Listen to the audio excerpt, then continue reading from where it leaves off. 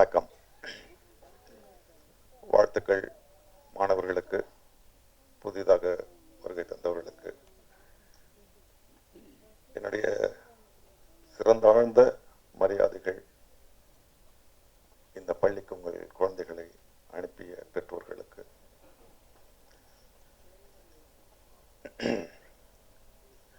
இதுவரை தனஞ்சயன் அவர்களை பற்றி பேசியதும், போப்டாவை பற்றி பேசியதும், இனிமேல் பேசப்படுவதை பற்றியும் நான் அப்படியே வழிமொழிகிறேன்.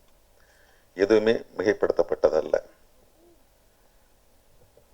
நேரங்கருதி நான் என் வார்த்தைகளை அடக்கி பேசுகிறேன்.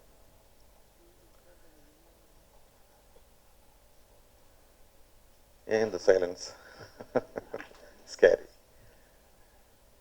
உண்மையில் சொல்ல போனால்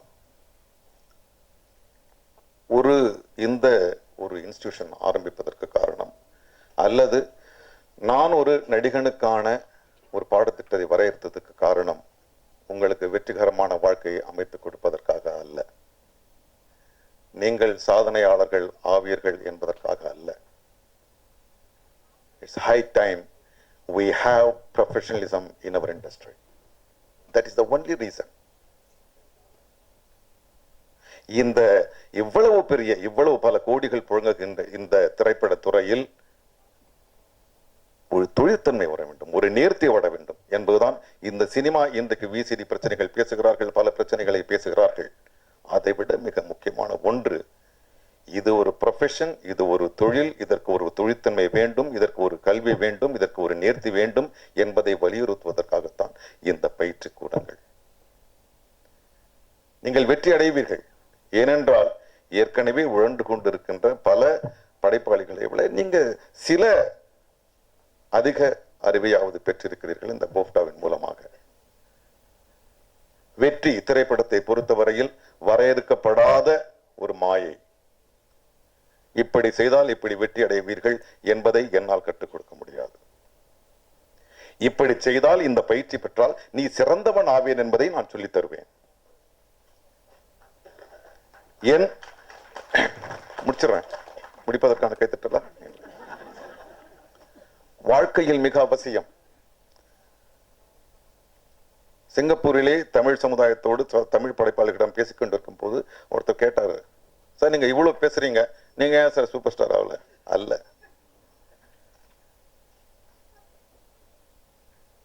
what you want to be the best or to be the number one. இலக்கை நீங்கள் தான் வரையறுத்துக் கொள்ள வேண்டும். நம்பர் 1 ஆவதற்கான ஃபார்முலா என்னிடம் இல்லை, ஆனால் த பெஸ்ட் ஆவதற்கான ஃபார்முலாக்கள் என்னிடம் இருக்கின்றன. இன்றைக்கு என்னுடைய குரல் வளம், இந்த வளம், அந்த வளம், இப்படி நடிக்கிறீர்கள், எல்லாம் ஒவ்வொரு சொல்லும். நான் 12வது வரை படித்தவரை தமிழ் வாத்தியார் எனக்கு பல்லினம் மில்லினம் எனக்கு தெரியாது. கே நடராஜ் பிலிம் சாம்பர் நடத்திய நடிப்பு பள்ளியிலே அவர் சொல்லித் தருகிறார், இந்த நாக்கின் நுனி அன்னத்தை நுனி நாக்கை மேலன்னத்தோடு வைத்து நா என்று சொன்னால் வல்லினம், நுனி நாக்கோடு சொன்னால் மெல்லினம். அவர் கத்துக் கொடுத்தது. இன்னைக்கு எனக்கு பெருமையா இருக்கு. 2 சுழி நாவை என்னால் ப்ரொனவுன்ஸ் பண்ண முடியும், 3 சுழி நாவை என்னால் ப்ரொனவுன்ஸ் பண்ண முடியும். ஒவ்வொரு விஷயமும் எனக்கு கற்றுக் கொடுக்கப்பட்டவை. கற்றல் மிக அவசியமாக இருக்கிறது, அது எந்த துறையாக இருந்தாலும் சரி. மாணவர்களே, நீங்கள் இந்த முதலில் ஒரு உணர்விற்காக நான் நன்றி சொல்ல வேண்டும். என்னுடைய மகன் சைவம் என்ற படத்திலே நடித்தான். அந்த படத்தின் முதற் பிரதியை பார்க்கும்போது அது ஒரு உணர்வில் மிதந்தேன். அதுவரை அந்த உணர்வில் நான் மிதக்கவில்லை. இன்று இந்த புதிய மாணவர்கள் தமிழ்த்தாய் வாழ்த்தோடு ஆரம்பித்த பொழுது, ஐயோ ஒழுங்கா பாடணுமே என்கின்ற பயம். இதுவரை டீச்சர்ஸ் டே கொண்டாடி இருக்கேன், ஆனால் டீச்சர்ஸ் டேவுக்கான பயம் எனக்கு இப்பொழுது தெரிகிறது. ஒரு பதட்டம் எனக்கு கொடுத்திருக்கிறது, இது ஒரு புதிய உணர்வை கொடுத்திருக்கிறது இந்த போப்டா. அதற்காக நன்றி.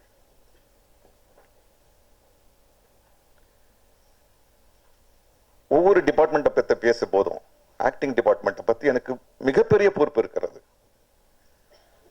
இயக்குனர் பிரிவிலே படிக்கிறவர்கள் ஒரு இயக்குனரிடம் அசிஸ்டண்டாக சேரலாம். சினிமாட்டோகிராஃபி படிக்கிற ஒரு மாணவன் ஒரு கேமராமேனுக்கு அசிஸ்டண்டாக சேரலாம். எடிட்டிங் படிக்கிறவர் ஒரு எடிட்டரிடம் அசிஸ்டண்டாக போயிருக்கலாம். என்னுடைய மாணவர்களை நான் எங்கு அசிஸ்டண்டாக சேர்ப்பது? என்னுடைய பொறுப்பு என்னவாக இருக்கிறது? மற்ற எல்லா துறைகளை விட என்னுடைய பொறுப்பு மிக அதிகமாக இருக்கிறது. ஆக நான் அவர்களுக்கு மிக நம்பிக்கையான பயன்படக்கூடிய ஒரு பாடத்திட்டத்தை வரையறுக்க வேண்டியது எங்களுக்கு பொறுப்பாக இருக்கிறது. அந்த பாடத்திட்டத்தை வரையறுத்த திரு சண்முகராஜ் இன்னைக்கு வரல, அவருக்கு ஷூட்டிங்ல இருக்கு. சண்முகராஜனுக்கு நான் மிக நன்றி கடன் பட்டிருக்கிறேன். நானும் அவரும் தான் உட்கார்ந்து இந்த பாடத்திட்டத்தை வரையறுத்தோம். இந்த ஆசிரியர் தினத்தில் எங்களுக்கு பாடம் எடுத்த அத்தனை 15 ஆசிரியர்களையும். ஆனால் என்ன ஒரு துரதிருஷ்டம்னா, சினிமாவில இருந்து ஒரு மாஸ்டரும் வரல. தனஞ்சயனுக்கு ரொம்ப கோவம். தனஞ்சயனுக்கு என்ன கோவம், அவர் இருக்கா இல்லையான்னு அவர் பேசும்போது இது பண்ணிக்கிட்டோம். ஏனென்றால் நடிப்பு என்பது வேறு.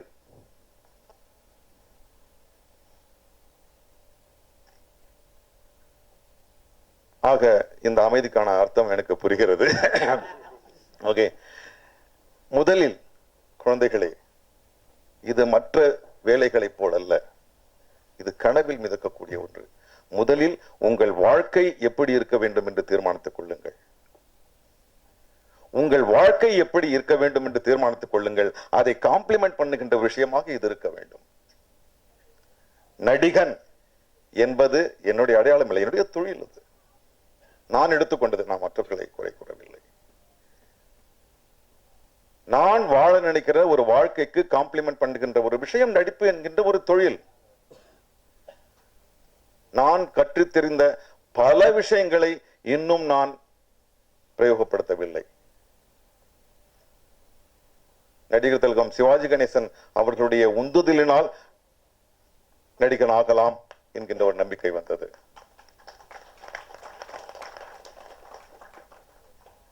என்னவோ திடீர்னு ஒரு ஹோட்டல்ல நான் வேலை செஞ்சுட்டு இருக்கேன். திடீர்னு ஒரு அப்ரிசியேஷன் கோர்ஸ், சினிமா ரசனை வகுப்புகள். நான் ரொம்ப கிண்டலா, சினிமாவை ரசிக்கிறதுக்கு ஒரு வகுப்பாப்பா, இது என்ன ஃப்ராடு அப்படின்னு போனேன்.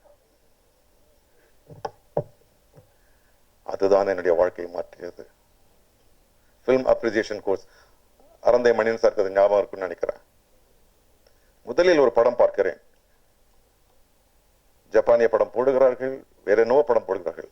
ஏறக்குறைய புரிகிற ஒரு மொழி படம் ஒண்ணு போட்டாங்க, வேலை படம் ஒண்ணு போட்டாங்க. அது டைட்டில், ஆக்டர் பேர் எதுவுமே தெரியல.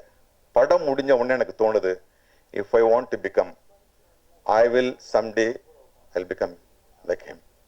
That was Bharath Gopi. இன்னைக்கும் நான் நிச்சயமா சொல்றேன், இன்னைக்கும் நான் அந்த அந்த அந்த அந்த அந்த உயரத்தை நான் எட்டல. ஆக நாம் இன்னும் மாணவனாகத்தான் இருக்கிறேன். இந்த டிப்ளமோ முடிச்ச உடனே நீங்க வந்து தேர்ச்சி அடைஞ்சவன்றது கிடையாது. ஆக மாணவர்களே, நம்பிக்கையோடு செல்லுங்கள். உங்களுக்கு தேவை திண்மையான மனது.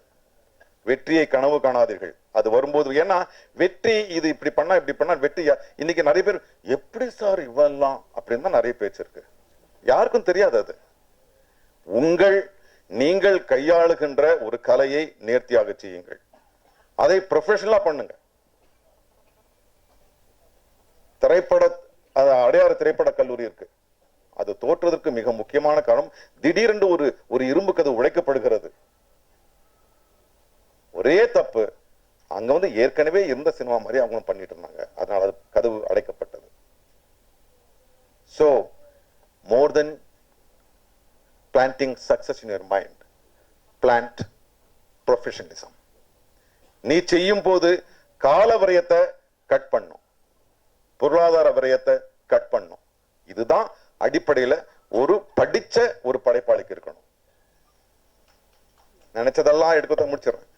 நினைச்சதெல்லாம் எடுக்கிறதும் நினைச்சதெல்லாம் எடுத்து ட்ரையல் அண்ட் எரர் மெத்தட்ல நீங்க போனீங்கன்னா you need not give the compliment to BOFTA.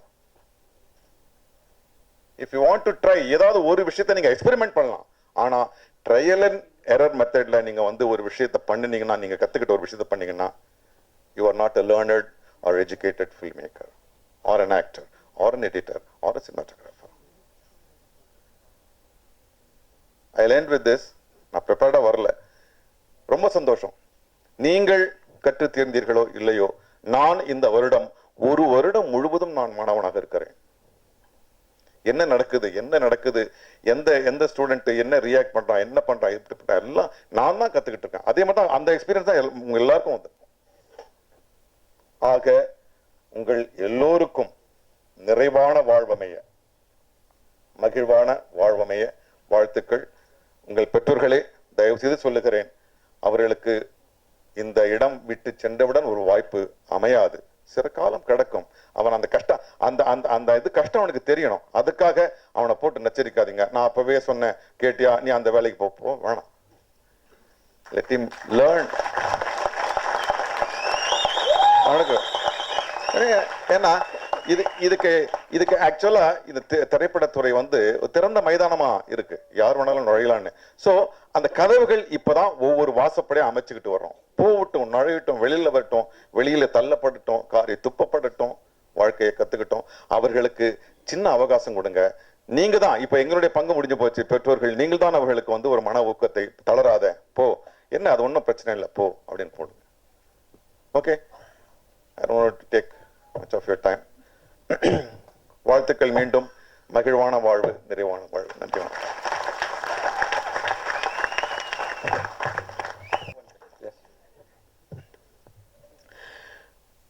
Actually இந்த போஃப்டாண்ட ப்ரொபோசலை கொண்டு வரதுக்கு முன்னாடி இப்போ ஆக்டிங் ஸ்டூடெண்ட்லாம் ஒரு பெரிய அதிர்ச்சி காத்திருக்கு. ஆக்சுவலி நடிப்பதற்கான இது ஆரம்பிக்கலாம். ஒரு வருடம் கழித்து நான் ஒரு நடிப்பு பள்ளி ஆரம்பிக்கத்தாம அதனுடைய காலம் 3 ஆண்டு காலம். 3 ஆண்டு காலம் ரெசிடென்ஷியல். காலையில் 6 மணிக்கு ஆரம்பிக்கும், இரவு 8 மணிக்கு முடிக்கும். நீங்க வந்து ரொம்ப லக்கி, நீங்க ஒரே வருஷத்துல முடிச்சிட்டீங்க.